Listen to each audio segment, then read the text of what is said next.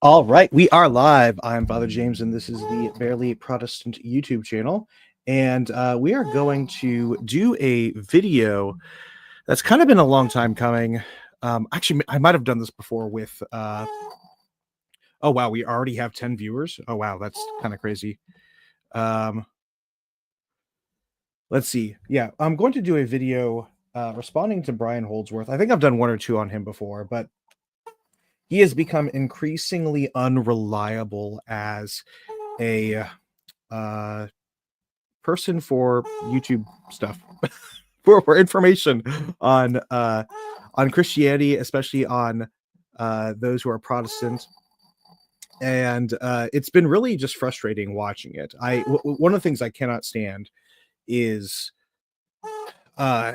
false narratives that are spread that are like that either come from like extreme ignorance or just maliciousness, right?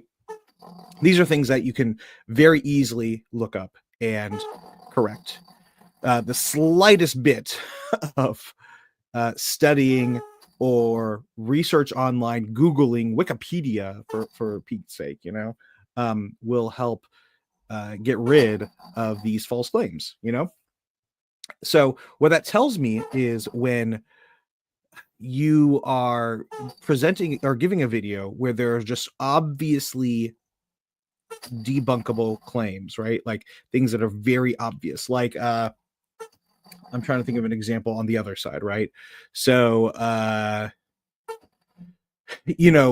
claims of like, petitioning the saints as worshiping the saints, right? That is obviously debunkable. That is not a claim that should be taken seriously. Or the Pope, everything the Pope says is infallible, right? These sorts of claims are just obviously false.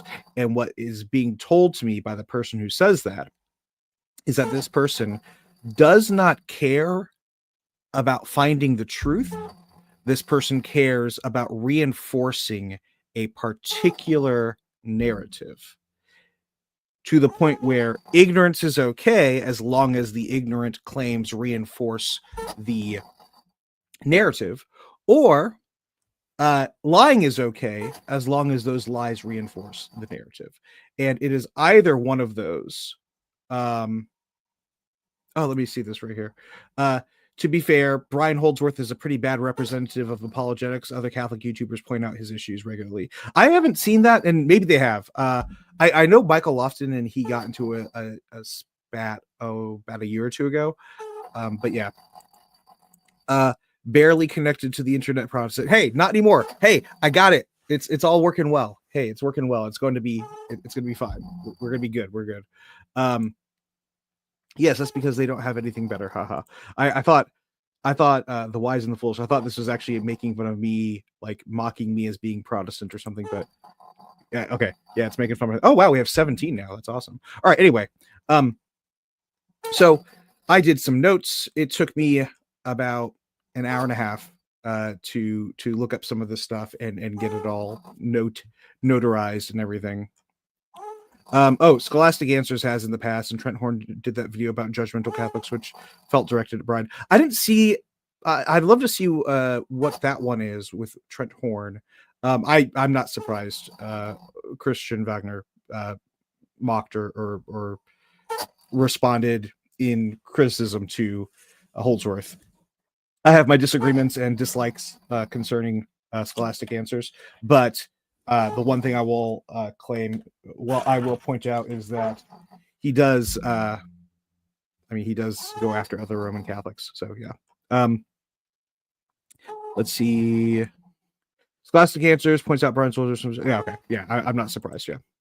Glad to see the stream. Thanks for all you're doing. Thank you very much.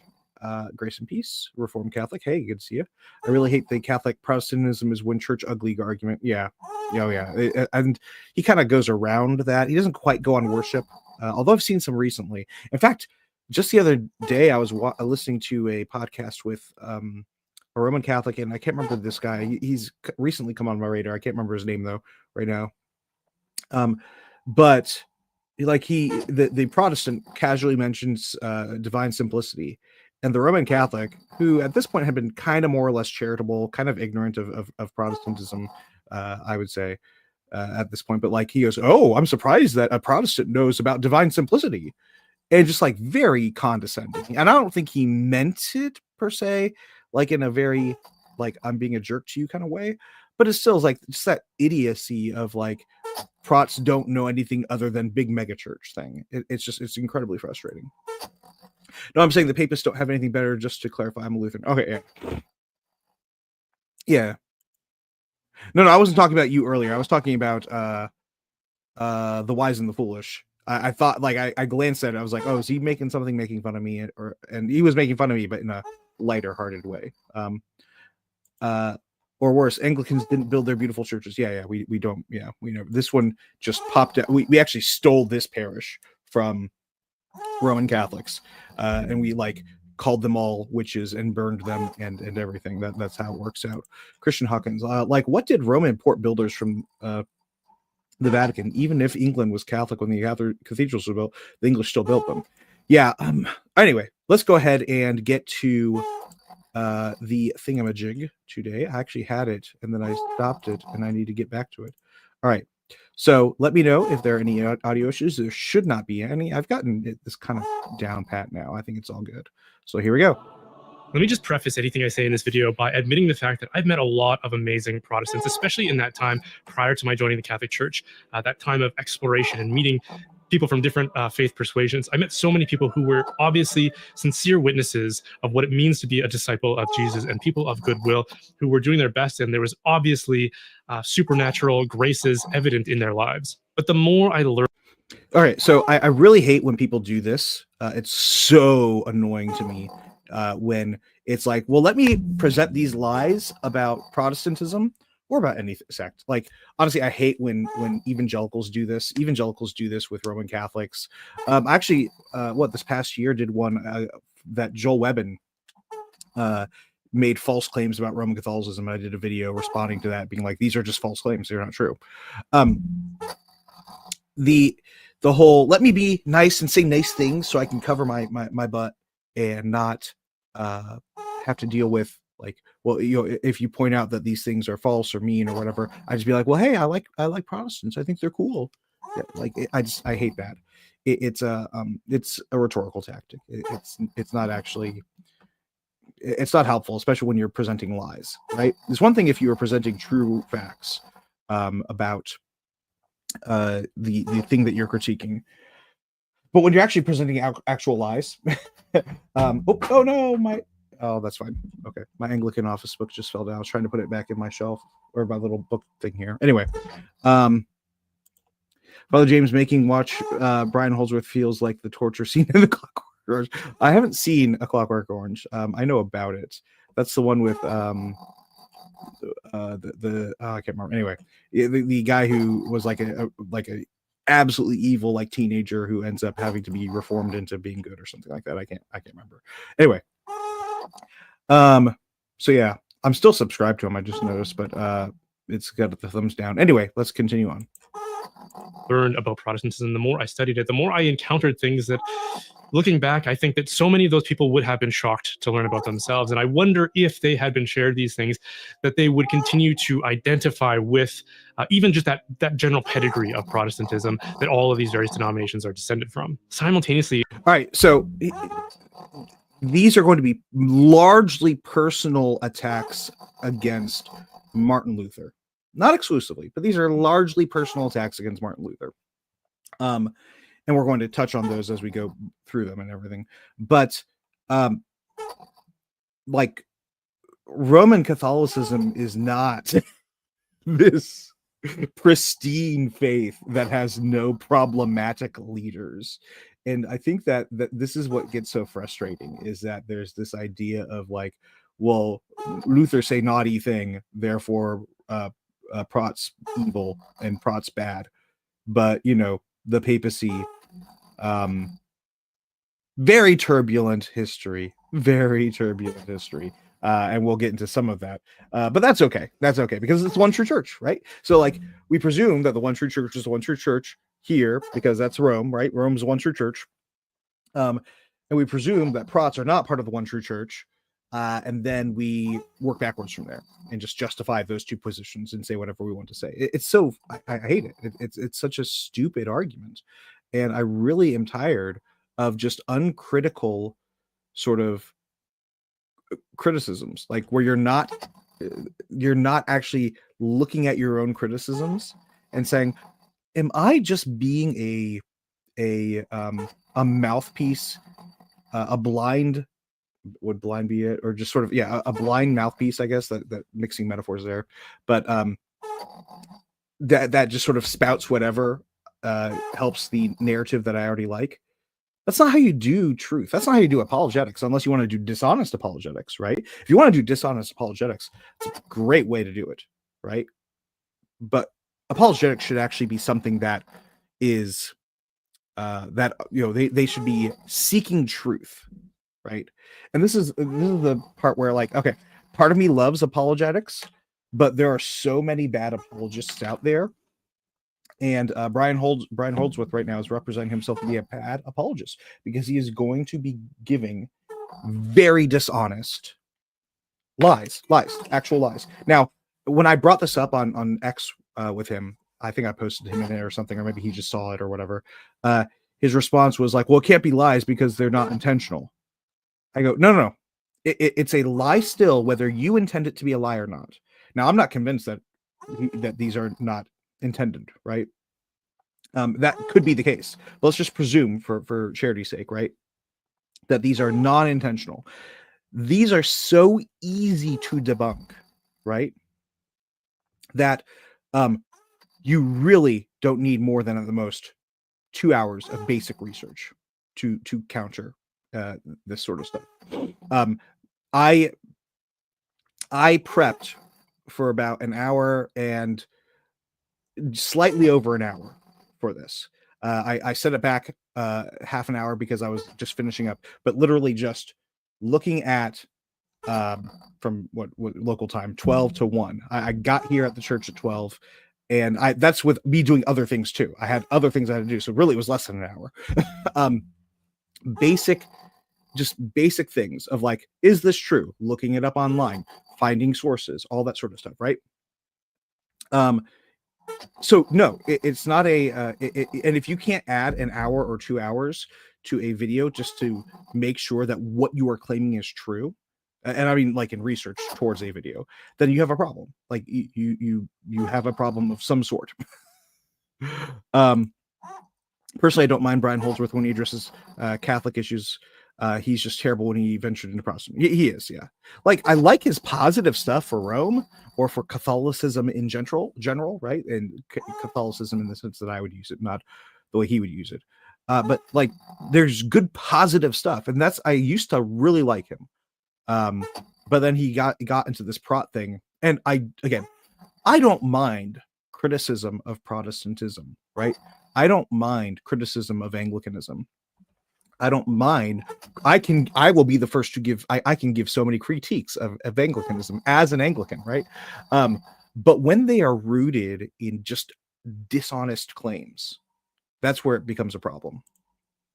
I stubbed my toe on the sofa. Here's what that's Martin Luther's. It's basically what it is, right? All right, so okay, let's get going. All right. Would they be surprised to learn that many of the myths that are popularly believed about Catholicism are simply not true? Like, a lot of casual observers believe that Protestantism ushered in an age of, like, egalitarianism, whereas Catholicism was always hyper committed to hierarchy and the stratification of society. I've heard many people say that Protestantism also pushed back against Catholic imperialism and religious intolerantism and the Crusades and the evils of the Inquisition, and on and on. But there are several key novel ideas that we're... So he brought up all those things. In fact, I think egalitarianism is evil. And while I would say it's not the fault of Protestantism, I would say Restorationism had more to do with that by far. Restorationism, certainly.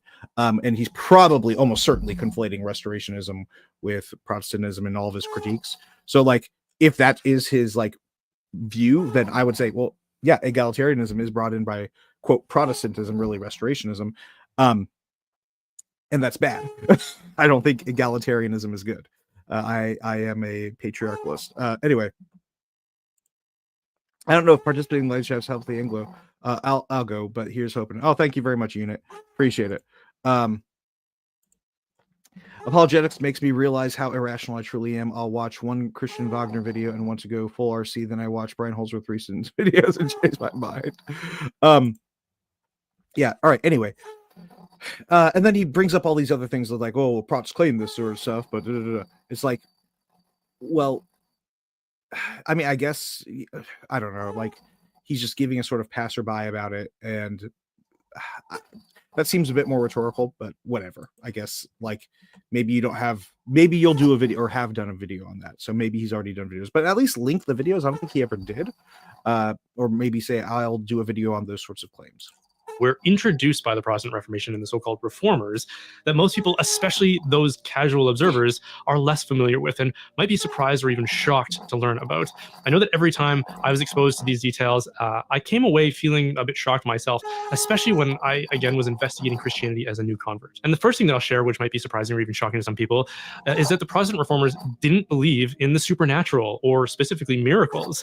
In fact, they claimed we didn't believe in the supernatural or specifically miracles. Now, this is where I don't know if this is intentional. I don't know if this is something that is thought through, but this is a rhetorical tactic, right? So you start off with the first claim, right? A very bold claim. And then you nuance it a bit, right? To where it's this sort of, well, no, I'm not saying that they rejected miracles and they rejected the supernatural, but they just rejected it in the certain context as this, and that, right? Which is what he's going to then do. But the first claim is what is often remembered, right? Which is Prots reject miracles, supernatural. Now, that's going to contradict what he later says, at least on the supernatural part, right? And hopefully you're not hearing that noise. But yeah, it's just so frustrating. Can you hear that noise, by the way? It's frustrating me. Anyway, I don't see any. All right. Anyway, so continuing on, this is where he's going to go into the claims of the supernatural. That miracles were not part of the life of the church anymore, that Christians are actually incapable of performing miracles, which is obviously surprising given the fact that many sects of modern Protestantism are, I would say, hyper-focused on the supernatural. They tend to want to interpret every event as being influenced by miraculous or divine intervention, like babbling, they will claim is a supernatural sign, which can easily be explained naturally. So this tendency to want to explain everything supernaturally is a bit dangerous, because most of what happens is natural, not supernatural. Miracles and divine interventions are the exception, and arguably the rare exception. But the reason that the reformers were so opposed to the idea that miracles ever occur in the church today is because they were conspicuously absent. Ever occur in the church today? That's just not true. I don't know a single reformer who claims that miracles never occur in the church today. From their communities in the early days of the Reformation. They couldn't do them. And Catholics reacting to their movement saw this as evidence that God was clearly not on their side. They would point to all the miracles that Catholic saints are known for, and then they would say, if you really are the true people of God, where are your signs and miracles? And I think this is a pretty reasonable request if you know what the purpose of miracles are. An evil and adulterous nation looks for a sign. Miracles are proof of divine origin. Jesus performed miracles to show that he was truly the Son of God, that he was sent from God. The Protestant Reformation at this point was rupturing the very fabric of religious and cultural life in Europe. If that movement was going to lay claim to being a restoration of the true church, it wasn't an unreasonable thing to expect them to back it up with supernatural signs, given everything that was at stake. But all right, so here are a few problems. The first one is the framing, right? So we look at the Protestant Reformation, those of us who are inheritors of that Reformation, not as a restoration of the church. So no miracles are needed, right? For a reformation, right? In reforms, right? From our perspective, restoration, if the church disappeared and the church is being restored, as in there was no church, now there is a church, like a Joseph Smith kind of mentality, that would require miracles, right? Reform doesn't require miracles. There are just reforms that happen, Gregorian reforms, the Vatican II reforms, etc. Right? And from our perspective, we say, well, reforming is just making sure that you're sticking to the principles that were already there. Like reform happens in a sense in minute ways all the time, right? You always want to make sure that you're correcting yourself to the orthodoxy that you hold. And please don't conflate that with the semper reformanda. That's a sort of neo-reformed thing that's just excuse for constant revolution. That's not what we're talking about. But no, so there's that, right? Also, again, as I said before, the reformers themselves were not in toto opposed to miracles, right? Luther would pray for various men like Melanchthon, and Melanchthon believed that his prayers healed. God used his prayers to heal Melanchthon. The Jan Hus prophecy, right? The Jan Hus prophecy of in 100 years. I can't remember the exact wording, but you're cooking this goose, but in 100 years a phoenix will rise or something like that. Luther genuinely believed that was a prophecy of him. There's the royal touch, right? In this is in England and in France, I think, but in England, so the Protestant one, right? There was a belief that the touch of the monarch could actually heal people, and this was continued, right? Now, Queen Elizabeth had some precautions about it. Her concerns were not the idea of, oh, this doesn't really heal anything. No. Her concerns were that this idea was that the healing comes from her and not from God, right? So she wanted a superstitious view of it to be rejected, but she still maintained it, and she still did it and believed that any healing that occurs from it is healing from God, not from, say, her, right? So we have these ideas of miracles happening. We have exorcisms happening. We have healings happening. All these sorts of things happening during and within the Protestant Reformation. But he just ignores that because we're claiming, the one that James White likes to point out, right? The miracle, the alleged miracle of like the bee that takes the host and brings it into the nest, the bees honeycomb, whatever those things are called, and is like worshiping the Eucharist and all that sort of stuff, and they have a little altar and all. Like, we're claiming, those I don't believe. I'm sorry, I'm going to need a little bit more evidence rather than just some monk 500 years ago wrote about it. Okay. Protestants replied by saying, well, actually, miracles don't happen anymore, so don't expect us to perform them for you. That's not what was said. It's not what was said. That's not what was said. It's not. Even though we are God's true church. For example, in his Institutes of the Christian Religion, John Calvin reacted harshly to those asking for signs affirming the truth of his teaching by accusing them of just being liars, which is a strange way to respond to a question, I think. He went on to claim that the Gospels actually teach that miracles came to an end in the apostolic age, which is a hard thing to argue, if you ask me. All right. Actually, I didn't look that up. I don't remember looking that up, and I hope it's not going to take a long time. No, I'm not going to have time to look it up. But I wish you would give an actual citation for that. He's claiming that no more miracles happened after the apostles, like none whatsoever. I really would like to see a citation for that. Next thing that might be surprising to many is that Martin Luther, the founder of Protestantism, the root that the whole movement is descended from, taught some true. All right. So far I gave examples of Luther talking about, and I think I do have citations for that. Let me just double check on my notes here.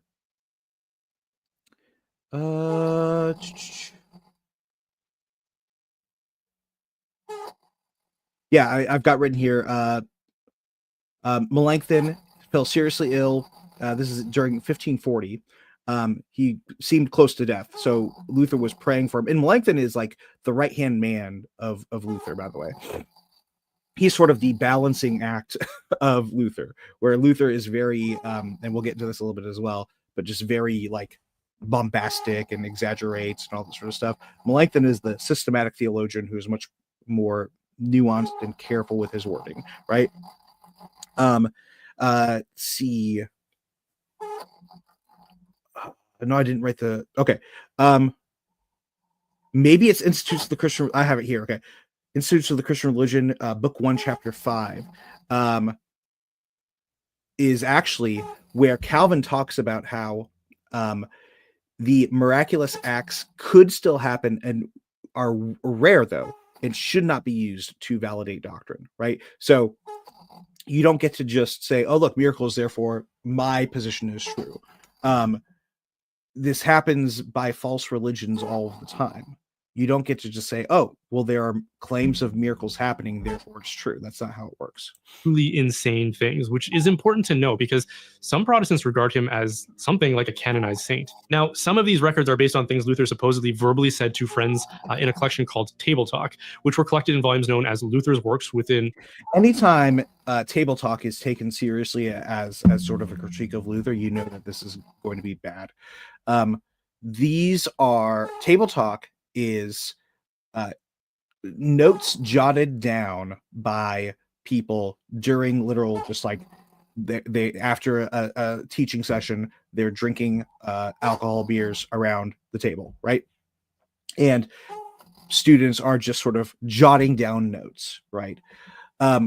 So here we go into having all of these claims. I think there are like 3 or 4 of them here that Holdsworth does that are just either not true, out of context, just generally unreliable. Scholars don't look at Table Talk and say, oh, this is how we get to the true theology, doctrine, and belief of Martin Luther, right? That's not how this works. With the Weimar edition being one of the more commonly cited comprehensive editions. Now, some object to these quotes being referenced because they are secondhand. They were written down by Luther's friends. That's not why it is rejected. That's not at all why it's rejected. It's rejected because these are informal talks that are just sort of jotted down, not verified. They're just totally unreliable. They're just not reliable as any sort of, and they contradict, if taken the way he tends to take them, right?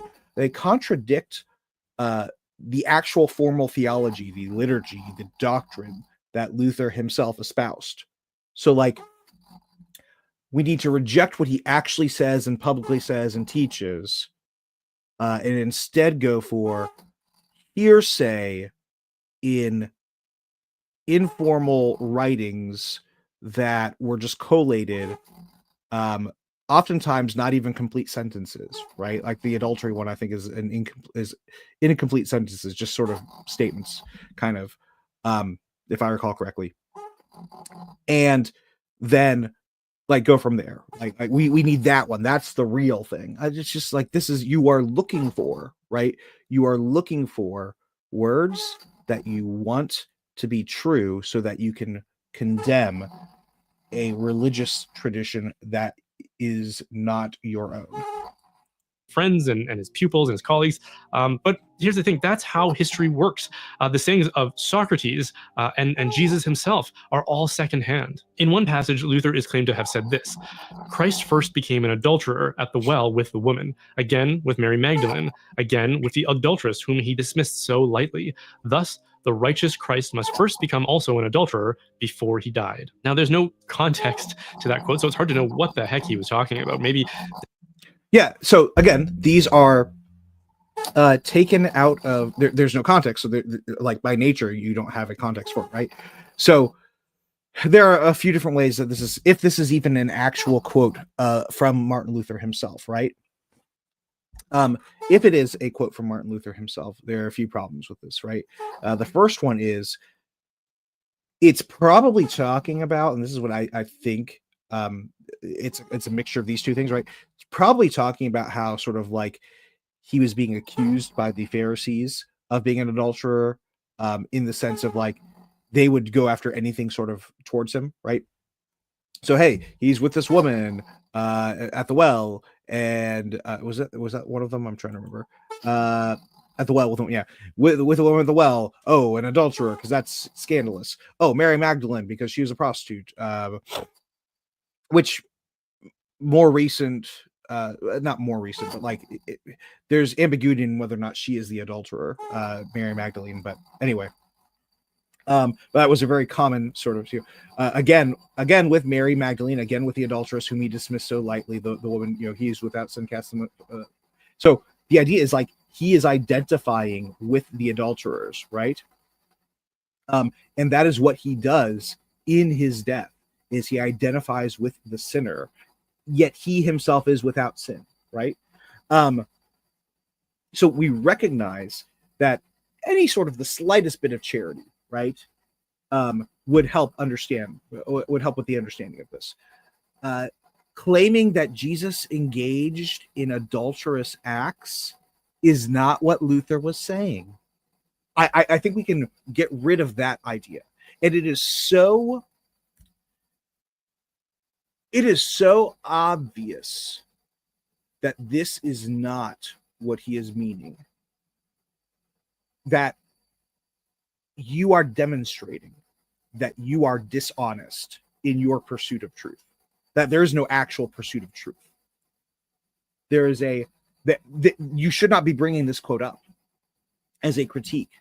It's at worst a weirdly written thing that might need more context, which he admits the context is not there. So like, this is literally just throwing poop against the wall and hoping it'll stick against us. Like it's ridiculous. It is actually evil. It's just dishonest. All right. Become also an adulterer before he died. Now, there's no context to that quote, so it's hard to know what the heck he was talking about. Maybe this was just an evening with friends where they'd had too much to drink, but nonetheless, it's a pretty crazy and even blasphemous thing to say. Speaking of the 10 Commandments, which God and Christ commanded us to observe, Luther says this: they give good instructions, but no assistance. They teach what man should do, but give no power to do it. Hence, they are only fitted to show a man his own incapacity for goodness, and to make him despair of himself. In other words, God only gave us the 10 Commandments. So the Book of Concord has the 3 uses of the law. This is so frustrating because literally Luther, so in our prayer book, we have at the very beginning, right after the collect for peace, we have or is it grace? I can't remember right now. We have the 10 Commandments, which are an option to be said, right? So we have the 10 Commandments, and we go over all 10 Commandments. That comes actually from the Lutheran tradition. That noise is really frustrating me. Okay, anyway. Yeah, I didn't end up getting that other PC, unfortunately, and so I'm still with my old one. Which is very frustrating because it has this very loud noise now, which has recently happened, which is probably really bad. It's like when you have an engine malfunction or something. Anyway, so, oh my goodness. All right, so here we go. The 10 Commandments. The very beginning of the liturgy, where we cite the 10 Commandments, so we say, Lord, have mercy upon us and incline our hearts to keep this law. This comes from the Lutheran tradition. We take that from the Lutheran tradition. Now, it's not as practiced anymore, unfortunately, because it's, at least in our tradition, it's optional, but I do it at least once a month. We are required to at least do it once a month according to our rubrics. And I do it every Sunday for the penitential season, right? So for Lent, that's not an indication that we sort of hate the 10 Commandments. One of the jobs of the 10 Commandments is to show us our sin and that we need a savior, right? And again, this has to be emphasized, and he doesn't talk about it, but Luther is a bombastic speaker. He is somebody who speaks in exaggerations, right? So let's say Luther, for instance, said, if your eye offends you, you should pluck it out. Hopefully, Brian Holdsworth would not say that Luther is for self-mutilation. Well, our Lord says that. So is Brian Holdsworth going to be like, well, Jesus is for self-mutilation? And no, we clearly understand that this is exaggeration. And in fact, the church itself has actually had to make laws against the idea that you can righteously self-mutilate based upon that an interpretation, a surfacely literal interpretation of that passage, right? So if Holdsworth would not allow a Mohammedan or a Jew, a non-Christian Jew, or a Hindu or whoever, an atheist, to take that surfacely literal and say Jesus wants us to self-mutilate, right? Why is he doing this with Luther? Like, you may not personally like exaggeration, but when Jesus himself does it, you have to recognize that it's not a sin because Jesus doesn't sin, right? So Luther can exaggerate, and it's not always the best thing per se, maybe, right? Maybe we can say that in a general sense. It's not always maybe the best thing, but you can't say it's just a sin. You can't say it's always wrong. It's always unwise because our Lord did it.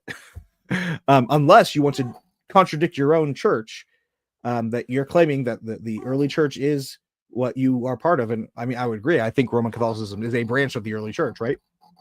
The early church rejected a surfacely literal interpretation of that.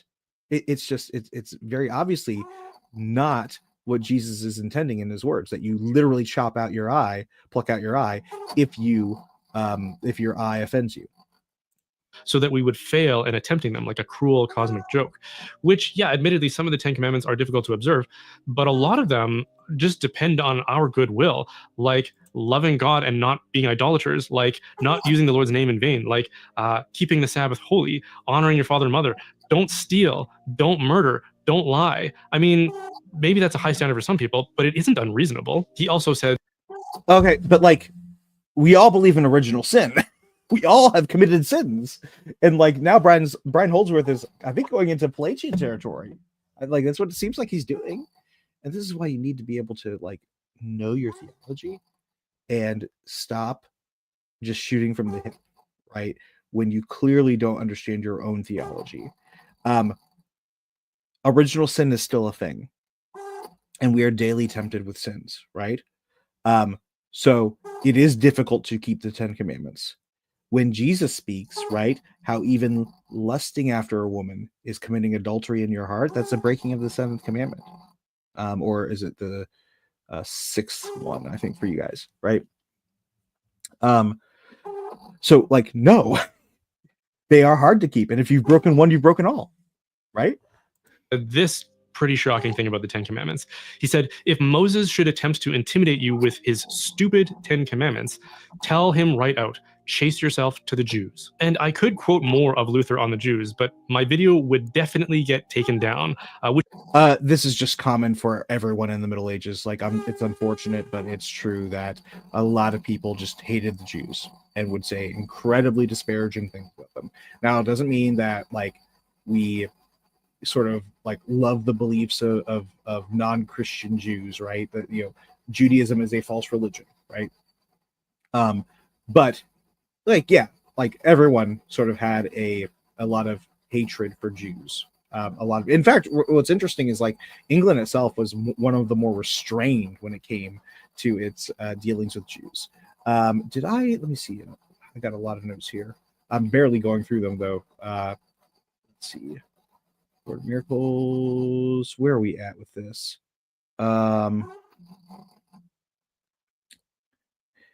Table talks. Okay. Let's see. Where are we at?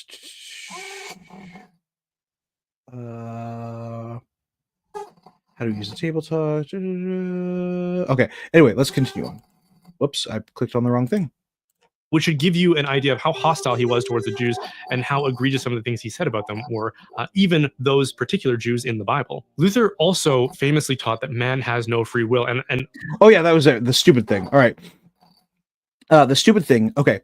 Again, hyperbole, right? Where you feel like the law is condemning you. Well, like that's kind of the point of the law, right?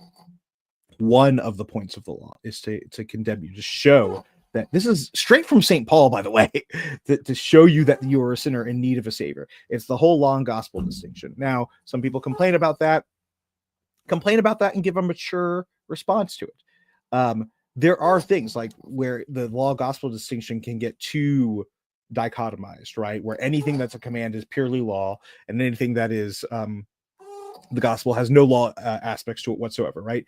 I mean, one example that I would say works against that is baptism, right? It says be baptized. That's a command, but it's also the gospel. Like it has conflation too, right? So yeah. Let's see.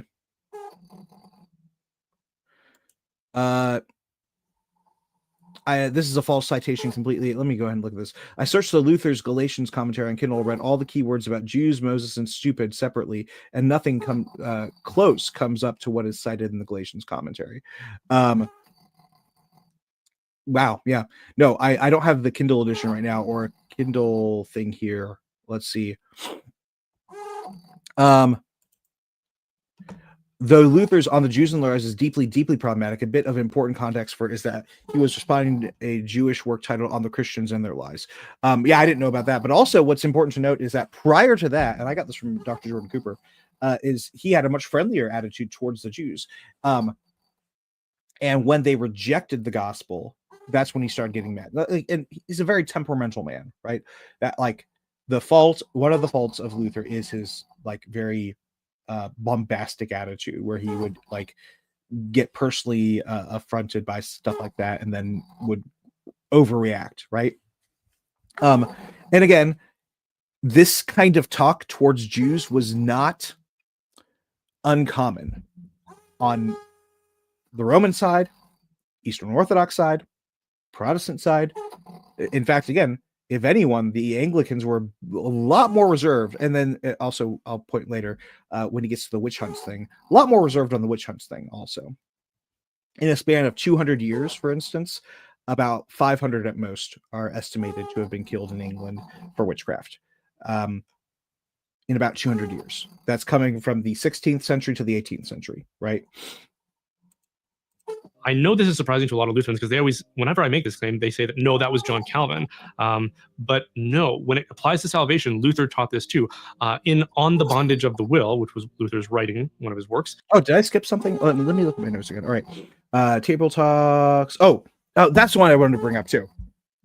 So it's important to note that if we're going to talk about personal beliefs of people as a condemnation of an entire tradition, I'll give one example, or I'll give three examples, right? The three examples I have are these.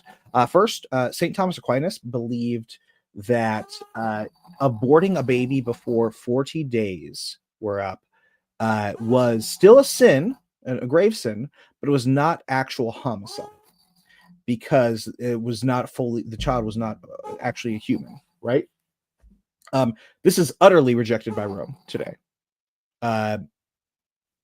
Does that mean, though, that Roman Catholics really, truly believe this and that there's a sort of foundational problem with Thomism?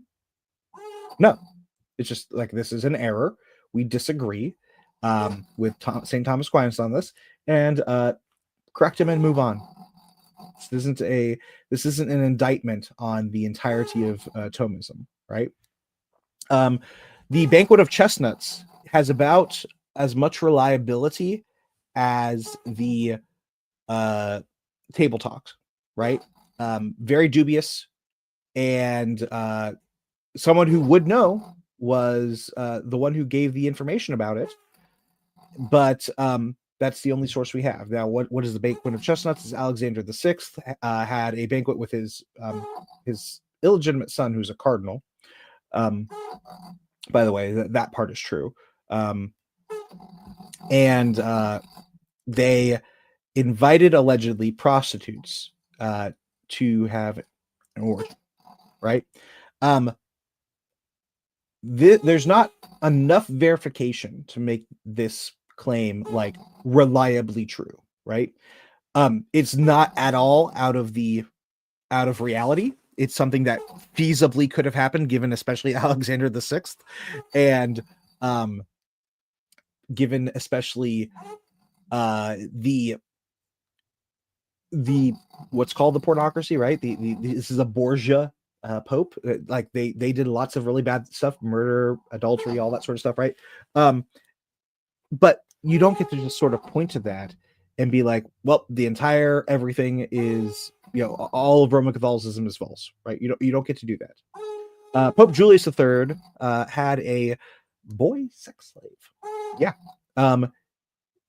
Boy, like in his teens, right?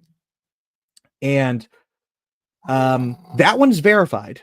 That one's actually true. This is Julius III. This is during the Reformation, right? I don't think that this therefore denies the reality of like Roman Catholicism. And I would highly doubt that Brian Holdsworth would likewise claim, right? So Aquinas saying that abortion is not always murder. We have the Banquet of Chestnuts with Alexander VI, and we have Julius III with a being a pederast, right? That third one is, again, verified. The second one, dubious. That first one is also verified. So I don't think that these are good arguments against Roman Catholicism. I think that these are good arguments that in different ways for different things, right? So for the ensoulment thing, we say like, look, we recognize that Thomism is not perfect, right? The Summa Theologica is not perfect. Banquet of Chestnuts, like the fact that that is a believable story shows the extent of the moral decay in the Middle Ages, and that there had to have been reform, right? There has to be reform in the Middle Ages because of things like that, right? And Julius III's pederast thing in the middle of the Reformation, again, this is like the 1550s or so when this is happening, or 1540s. That's also a problem. like we're pointing to, like, when we point to these, we need to point to them as like there needs to be reform done, not the entirety of the Roman Catholic Church is false. These are not the arguments you use for that. All right. And then I guess to the free will thing. Now, let me first talk about the free will thing here. On the bondage of the will is a dialogue, not a dialogue, but like it's a response to Erasmus, of Desiderius Erasmus of Rotterdam. Erasmus is not actually accurately portraying the Roman position on these questions, right? There is argument, there's argumentation, and I think it can work, that St. Thomas Aquinas actually believed in unconditional election, and even just as strong, I would say, for St. Augustine, right? This idea, which is really just false, that Prots believe no free will, and Roman Catholics believe we have free will, that is just sort of untarnished or something like that. It's just it's done by Reform people, some Reform people, and it's done by Roman Catholics who don't know their theology, and it's a bit more nuanced than that. I mean, yes, Luther is stronger on the bondage of the will, but Melanchthon kind of moderates him again. And when you look at, this is why you look at the Book of Concord for Lutherans, you look at the Anglican formularies for Anglicans, you look at the Scots Confession for the Scots, right? You look at the confessional standard, and so much of this would just be gone and solved and not have to be dealt with if people like Brian Holdsworth actually looked at the confessional standards of the groups they're critiquing, right?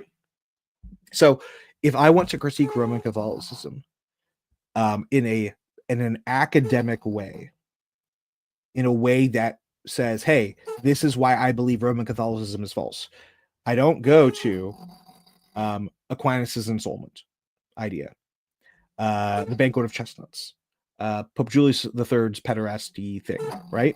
Those are not arguments that disprove Roman Catholicism.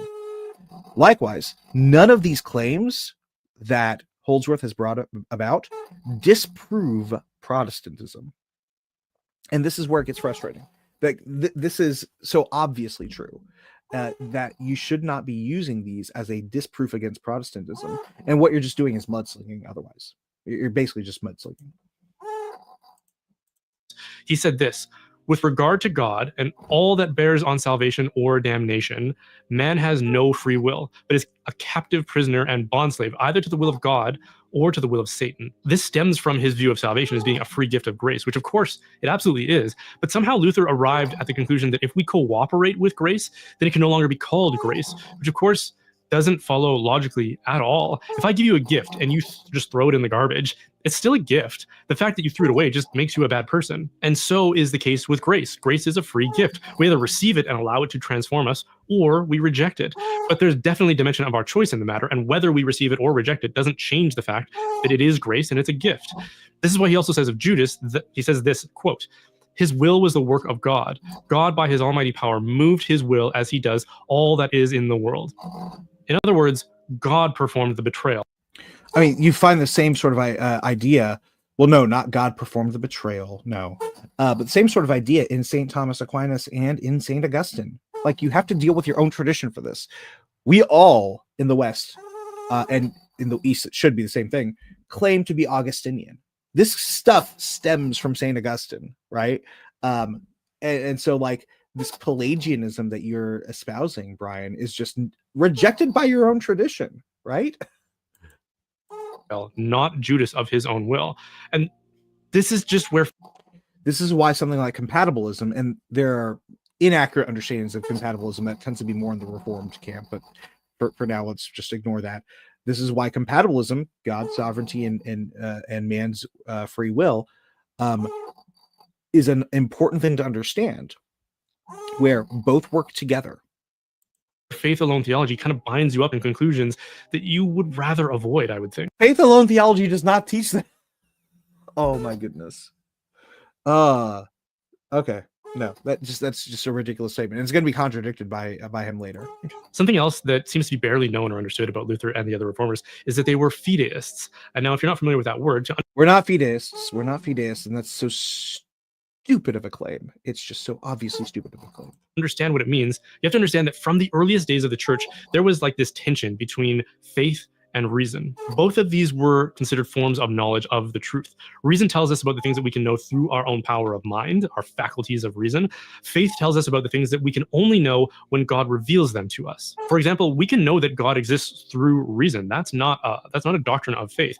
But we can't know that God is Trinity, or why or how he created the world, or that God sent his son for our salvation. Those are the kinds of things that God has to tell us, because our reason, by virtue of our obviously finite limitations, we simply can't know those things. And the Catholic Church always held that both forms of knowledge are valid and cannot contradict, which is why there is this great intellectual tradition in the Church of pursuing and nurturing reason and faith together, finding its climax, I would argue, in St. Thomas Aquinas and scholasticism. But Luther believed that human faculties were so compromised by sin that we couldn't possibly trust human reason to tell us anything valid.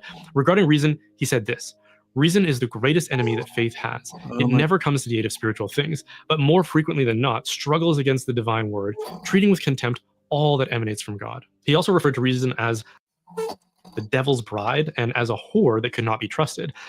These were the first hints that there would be trouble between the disciplines of faith and reason in the future. Up until that. All right. So first of all, we're not fideists. That's just idiocy, right? Second of all, okay, here's some other quotes. Again, he quotes from Table Talks, right?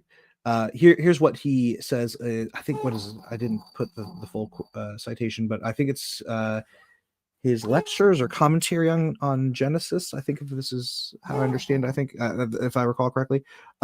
Reason is a most important and excellent gift of God, and it is to be used both in secular and spiritual matters. That's Luther. All right. God has set the government of the world in reason's hands and has said, I give you reason and will rule accordingly. Here's another one. It is not correct to say that reason contradicts faith. It should rather be said that reason must be made captive to faith. That faith is more fundamental than reason, right? Is the idea. This one is disputation against scholastic theology. Now, Luther is against scholasticism, but like the later Protestant tradition is very much in favor of scholasticism. So we have our own scholastic tradition within the Protestant Reformation, the inheritors of that Reformation, right? So no, we don't have this absolute hatred for reason. And again, taking table talk and taking hyperbolic statements and not looking at the confessional standards of the tradition you're critiquing, that is not how this works. You need to look at the confessional standards. The Book of Concord does not reject reason. The Anglican formularies do not reject reason. None of the confessions of the Reformed, the Continental Reformed or otherwise, contradict reason. At that point, Catholicism took an active Or reject reason, I should say. role in promoting science and reason, founding the first universities and funding all of the scientific research that was out there. But after Protestantism, Christianity was seen as something like hostile towards the pursuits of reason. And that was the Roman, like that was largely critiques against Roman Catholicism, like Galileo Galilei. Now, I don't think that those are good critiques per se, but like it was tended towards the Roman Catholics. And what's interesting is that the civilizations, nations that advanced the most technologically, and to this day, were the Protestant ones. The ones that have advanced the most technologically are primarily Protestant ones. And it's funny because he's going to kind of contradict himself later with this Protestant work ethic thing, which is like the exact opposite of what you would expect. Anyway, let's continue on. And you can't blame people for thinking that, given what Luther had said. So the Protestant reformers were fideists. Fide meaning faith in Latin. Fideist is one who prefers faith as a form of knowledge over reason. So no, that is not what fideism is. Fideism is not preferring faith over reason. Fideism is the belief that literally only faith is needed, right? Where reason itself is not needed for God's existence, right? Why do I believe God exists? Well, I don't have or need good reasons for believing God exists. It's just axiomatic, and that's it. Like, yeah, it's just, this is... So faith alone had kind of a double meaning for Protestants. It applied to the question of salvation, but also to epistemology or to knowledge. The next surprising detail stands in sharp contrast. Specifically, justification is by faith alone. Salvation still incorporates works into it within the Protestant understanding, the majority Protestant understanding. It's justification specifically that is by faith alone. Contrast to modern man's belief that in the scope of all of human history, we modern people have the most freedom and flexibility in our lives. We often congratulate ourselves for abolishing slavery and the tyranny of systems like feudalism. It's obvious to us that our work obligations are far more humane today than they were in, say, the Catholic Dark Ages. But I expect that it would surprise most people to learn that farm workers in feudal agrarian communities in the Middle Ages enjoyed a lot of vacation time. When the harvest was complete, they would often take months off of work, in some cases like half the year. They also enjoyed a litany of holy days. This is where the word holiday actually comes from, which were Catholic feasts that commemorate important saints and religious devotion in the liturgical calendar, which was eventually abolished by the Protestants. Some of these feasts would last for entire weeks, and the working class knew they were entitled to enjoy the revelry all the way through. And this was by the design of the Catholic Church to shape society based on the idea that leisure is our highest purpose in life. We work so that we can enjoy leisure. We only work as much as is necessary as a consequence of the fall. We do our work until it's done, and then we return to leisure. Work is in the service of leisure. But Luther, and especially John Calvin, wanted to remove any distinction between the clergy and the religious, or what was known as the first estate, and the working class, or the third estate. So they taught that work like mopping the floor or milling wheat or plowing the field was just as high a calling or activity as prayer was. Then they abolished all those Catholic holy days so that we wouldn't lose focus of the important part of life, which is work. This had the effect of transforming our perception of work. Such a leap in logic here. Just assertion after assertion after assertion. So yes, Calvin did have this idea of actually not this idea that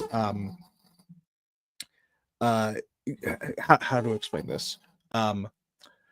Calvin envisioned the entirety of civilization of the Christian society to in a sense be a monastic society, right? So that the job of the monastery, right, where but which by the way is divvied up into work, pray, and sleep, right, is sort of shared amongst the entire community. So the entire community is praying rather than paying somebody to pay to do the prayers for you. You are involved in the praying yourself personally, right? Which is good. I like that. I like the idea of a praying community.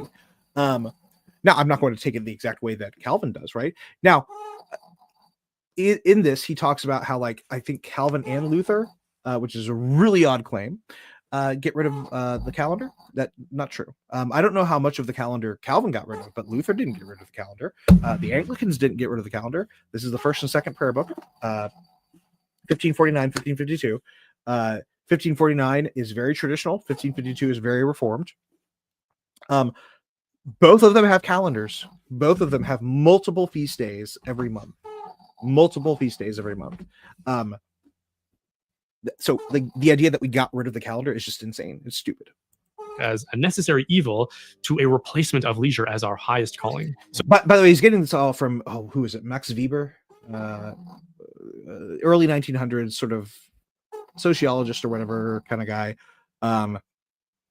sort of giving this sort of Protestant work ethic idea. Sociologist Max Weber went on to label this effect as the Protestant work ethic, which he argued was the necessary seed to what would eventually become the systems of capitalism that we now live under, in which our whole lives are anchored by our work. Today, we get 2 to 3 weeks of vacation, few to no allowances for religious observances or feast days, and arbitrarily defined work hours. We don't stop working when the work is complete like those medieval peasants did. This is where you get into the question of, like, the industrialization movement, right? That's where that becomes a problem, insofar as it is a problem, right?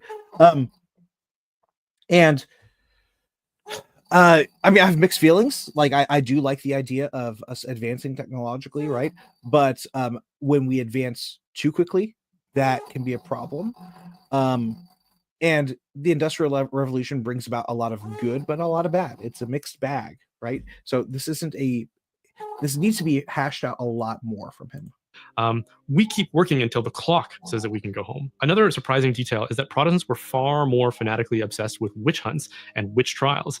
Though I thought we didn't believe in the supernatural. this is often something that Catholics are accused of with reference to the Inquisition.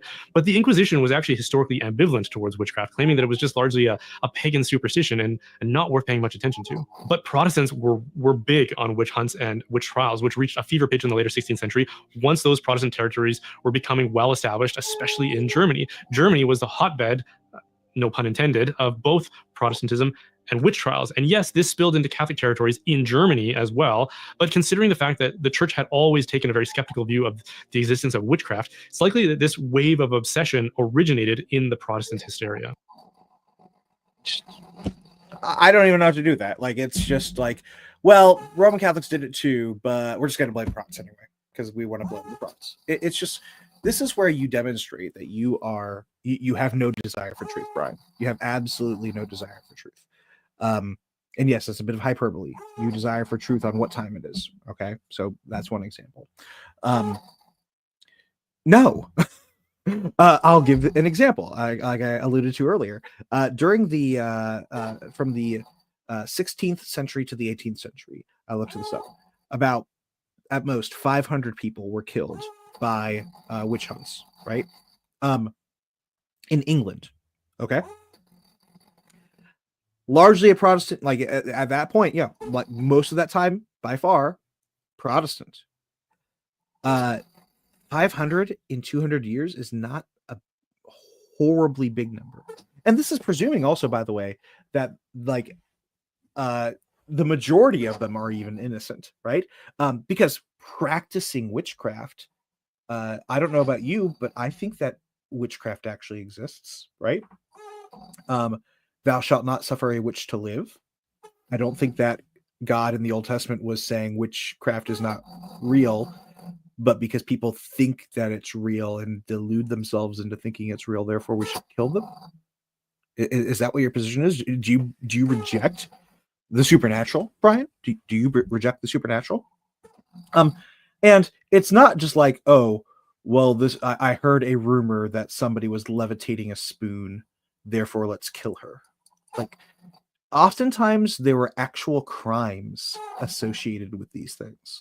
All right. I don't know enough about, say, Germany, right? I'm defending the English tradition here, right? But we're very, very often they were actually associated with actual criminal acts. So, like, yes, somebody who kills her husband, but also claims to have done so as through magic or something, right? Or through actual magic, right? That person gets killed. She gets killed. That would be one of the witches. And you want to talk about the witch trials in like the well, it wasn't the United States obviously back then, but with the Pilgrims and all that, we're talking about with the Puritans. We're talking about 50 people at most, literally. Less than 50 people were killed during the witch trials in the new colonies. A big giveaway of this contrast was in the New World. Witch trials were infamous in Puritan colonies and communities like Salem, but this kind of thing was virtually unheard. Less than 50, again. Heard of in Spanish and Portuguese territories, again, because the Inquisition held firm to the view that witchcraft was just a harmless pagan superstition. And I'll say that this is my own. That rejects the Bible. The Bible does not call it a harmless pagan superstition. You don't kill people for harmless pagan superstitions. And this is, Brian, where you get, like, I don't think even the Roman Catholic position is truly fully that, right? But yeah. Own speculation, but considering Protestants refused to believe in supernatural miracles, it might account for why they were so quick to view anything that exceeded natural knowledge or ability as demonic. They refused because they don't believe in supernatural. They believe in the supernatural. Excellent logic, man.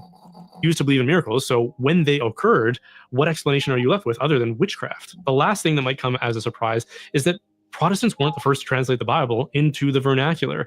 It's often claimed that Protestants fought and died to liberate the Bible. All right, do I have any notes on this? Because I was gonna go to the second video. I might just do another one on that. Let's see. No, I didn't really do anything on this. It's just like it's a bit more complicated than like anyone ever claims, one or the other. Yes, Roman Catholics did allow for English translations. Or vernacular translations. Yes, the Latin Vulgate is the vernacular Vulgate, right? The vulgar tongue. But it was also restricted greatly. And yes, a lot of like a push for the vernacular was still done largely by the Protestant Reformation. And we insisted upon that. So I'm done for this right now. Basically, I'm kind of like tired of this, and it's been over an hour. I might do that second video. We'll see. That one's going to be a lot shorter because it really just deals with. Oh, thank you, James Austin. But we'll get to these in a second. Let me go ahead and try to get through some of these before I close this out entirely. Okay, there. Wow, so many comments. I wasn't expecting so many here. Like we were under Father James. I gotta go back to that one. I love it. Father James making watch Brian Holdsworth feels like the torture scene in Clockwork Orange. Okay, that was a good one right there too. Romanists keep making these generic Protestant caricatures as if there's only one type of Protestant tradition. I hate that. Yeah. Wish I could watch this, but alas, I have to write a paper. Love your work, Father James. Thank you so much, Sarah. I have so many here. There's a lot to go through right now. I'm very much not a fan of the charismatic movement, but has Brian seriously never heard of Pentecostals? He kind of talks about that at the very beginning. Yeah. Yes, there has been a noise. Okay, yes. Also, haven't there been Anglican miracles that person Yes, there have been. In fact, I need to get that. I need to repurchase the book because they let somebody borrow it and that person has not given it back to me. And probably will never give it back to me. But there's a book on exorcisms within Anglicanism. I think it's just called that, exorcisms within Anglicanism. And there are various books on miracles. Like you've got miracles. There are no miracles happen within Protestant traditions, within Roman traditions, within Eastern traditions, all within the Christian sphere. They happen. So I want to throw that back at Brian. Brian, since we have documented miracles within the Protestant traditions, does that mean that we're true? That we're right? That's the standard that you seem to be making, right? Depends which noise you're talking about. Do you mean the duck living in your office? Yeah, there's a duck living in my office. I've been trying to figure out what the noise is. Yeah, it's my PC. I was going to get a new computer, but I could not for various reasons. So my old one is now getting worse, and it's making this whirring noise. It's kind of annoying. First time hearing the BH video. Okay. It sounds like a baby in the background, sort of, but also like a machine. Yeah, it's a baby machine. Machine baby. I like Jonah Saller's take on Semper Reformanda. It applies over and against the reformers to that historical evidence of icons or yep, can be admitted. Yep. John Wesley as a baby being saved from his burning house can be considered a miracle. Do you believe the Pope inherits the throne of Peter? Do I believe the Pope inherits the throne of Peter? I believe that Peter is one of the founders of. I've adjusted my views on this, but like I take the patristics on this, where Saint Peter and Saint Paul seem to have founded the church in Rome. I don't think that they were necessarily the first Christians there, but they sort of established a church in Rome. Table talks cannot be taken as Luther's official teachings. They were just informal talks, even jokes made by Luther. Yes. I'm amused at how he peppers in half citations like the bit about the Weimar edition of Luther's works to create the impression he's actually studied this. Yeah. I think Luther was into something with this passage with the woman at the well. Woman at the well. Jonathan Pageau takes this scene as a wedding ceremony where patriarchs often found their wives. Interesting. I have to look into that. In a lot of Lutheran theology, Christ is understood to take on the sin of the world at his baptism. We are cleansed of our sin in our baptism. Christ takes on it on in his. I love that. It's beautiful. Hello, guys. Paul says Jesus became a curse. Gas blasphemy. Yeah, exactly. I don't think Holdsworth has read Luther's catechisms or anything else he wrote. They are front loaded with the 10 Commandments. Hello. Yep, that's true. James Gadd is an S tier. Okay. Yep. That's from Shane.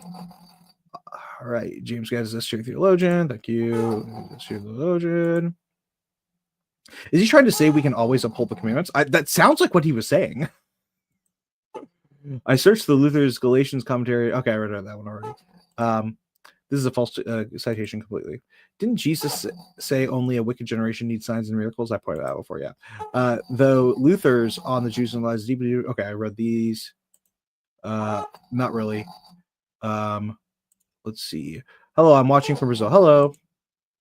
The anti-Jew thing gets played up, though. It wasn't against Semitic ethnicity, but rather the religion. Not defending it, but I think that's important. Yeah, and that's important too. So, like, whereas anti-Semitism is like often towards the ethnicity of people. Oh, just because they're a Jew. Like, if you're claiming, for instance, like, oh, this person is ethnically a Jew, has converted to Christianity, but I'm not going to trust him at all, and I will never trust him, right? That's an ethnicity problem, right? But I reject Judaism. I prefer Judaism to Mohammedanism. Sure, but like both are false religions. Both are religions that deny Christ. Judaism has some very, very troubling things about Jesus that it says, right? According to the Talmud, right? Mohammedanism denies Jesus died on the cross for our sins. Denies Jesus is God, right? Puts words into Jesus' mouth that are not said by him. Let's see. Holdsworth probably never heard of Thomism. Johnny G, didn't Jesus say it only a wicked? Interesting point. But I don't think that he who is just does not need signs. In the New Testament era, the apostles gave signs to convert people, but you can argue it was something for that moment. No, I think Jesus's point is that, like, you're looking for signs, not that if you're looking for signs that it's like you are evil and adulterous, right? It is an evil and adulterous nation, people who look for signs, not if you look for signs, you're an evil and adulterous person, people. Let me see. Witch hunts were mostly justified. Yeah. I think I read that one before. I agree, but the Roman Catholics would always argue that Marian apparitions prove that they're the only church, which is so funny because so many different apparitions happen in different traditions, in different contexts, especially including Marian apparitions. You're right. In this case, you can show them Matthew 24:24, which you said the false prophets in chief will do miracles and stuff like that. Super interesting because Rome can't claim a monopoly on Marian apparitions. Our Lady of Zaytun was at a Coptic church. Our Lady of Walsingham was in England, admittedly a pre-reform. You can show in the Bible all the times in which the dark side did some miracles as well, like when Pharaoh's magicians turned sticks into snakes. That said, I think any apparition or private relation should be approached with extreme caution or concern of prelist. Just saying the RC can't exclaim exclusivity. Yeah. It will refute and then prove your point. What is that squeaking? I talked about it before. Yeah. You have to have faith and alone. Therefore, it is not faith alone because it's faith plus. Luther was so pro-education and advocated for it. What was that Brian's weird attempt to bring up Luther's admiration of Occam nominalism? Exactly. I remember J. Dyer arguing with a tradcat, and Dyer brought out the examples of the Coptics having a Marian apparition. The whole fideism means faith over rational thing feels like some sort of telephone game version of Luther was a nominalist argument. It kind of does. Cooper also has a great response video regarding work vocation in response to BH's pooing. In the theology senior seminar class I took at the LCMS college I attended, someone wanted to write their paper on the topic, Are Faith and Reason Compatible? The professor, who was the chair of the theology department, said, That's a stupid question. Of course they're compatible. This question has long since been settled in the affirmative. Find something more substantive to study. Perhaps Luther's doctrine of vocation will help with the meaning crisis. Let's see. We're almost done, but okay, let me get to this one because it's a super chat. Whoa, I have to go to work instead of living in a cow dung hut and taking communion only once a year because of Luther. Thank you very much. All right, well, that's it. I got to get going. Hope you all have a good day. God bless.